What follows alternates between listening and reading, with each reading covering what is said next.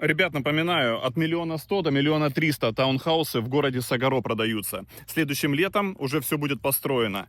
Там будет зона бассейна, под каждый таунхаус по 2 парковочных места. Они будут оборудованы техникой Миели, сантехникой итальянской плиткой, в общем, кухни, там все будет сделано по высшему классу.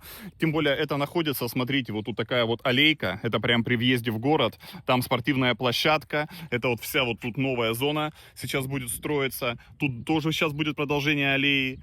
В ту сторону, если пройти, то я вот только на прошлой неделе снимал, тут есть велосипедные дорожки, тропы для хайкинга, тут прям можно по вот этим велосипедным дорожкам доехать аж до Жироны. В общем, кому интересно, пишите мне в личку. И, кстати, тут до моря пешком идти где-то минут 10. И будет центральный пляж Сан-Поль.